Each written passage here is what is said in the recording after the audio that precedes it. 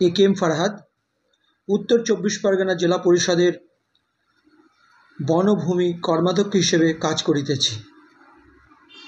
আপনারা অবগত আছেন যে বিগত কয়েক মাস যাবৎ আমার বিরুদ্ধে এক দুষ্ট চক্র ঘৃণ্য ও কুৎসিত চক্রান্তে লিপ্ত ছিল। আমার সামাজিক ও রাজনৈতিক মর্যাদা হানিকর সংবাদ সোশ্যাল মিডিয়ার মাধ্যমে প্রচারও করে। আমি উক্ত ঘৃণ্য ষড়যন্ত্রের বিরুদ্ধে আইনানুগ ব্যবস্থা গ্রহণ করি এবং স্থানীয় শাসন থানায়, আমার শাসন থানায় GDE করি। তারপর বিধাননগর সাইবার ক্রাইম থানায় আমি অভিযোগ আনয়ন করি।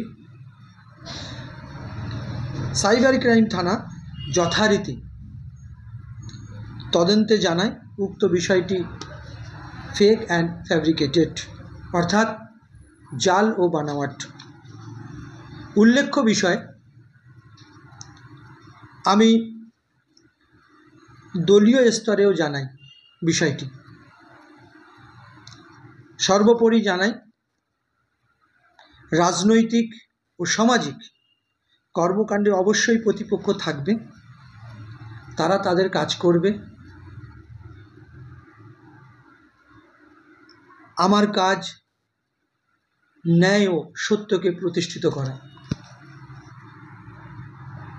আপনাদের কাছে আরও একটি বিষয়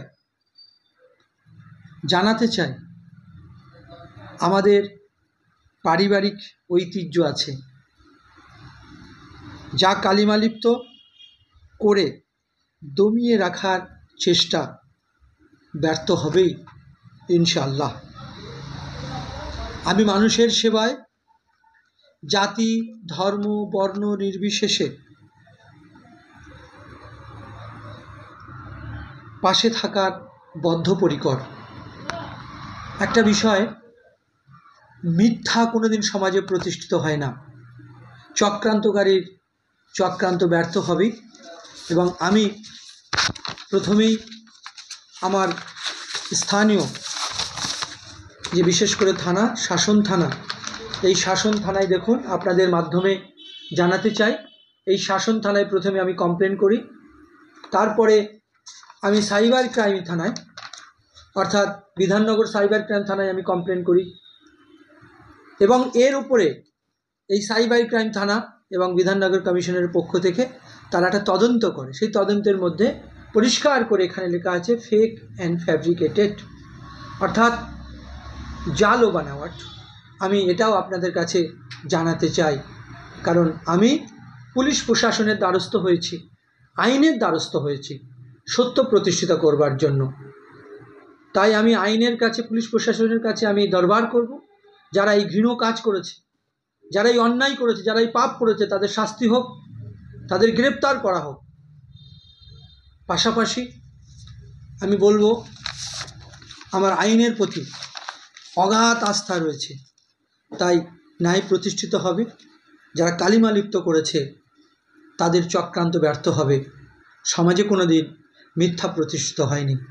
আমরা সত্যের সঙ্গে আছি, নিষ্ঠার সঙ্গে আছি, মানুষের সেবায় আছি এবং সেই জায়গায় দাঁড়িয়ে থেকে পুলিশ প্রশাসনের দ্বারস্থ হয়েছি। এবং পরিশেষে সকলের সুস্থ ও সুন্দর জীবন কামনা করি। সবাইকে ধন্যবাদ জানাই। সবাই ভালো থাকুন।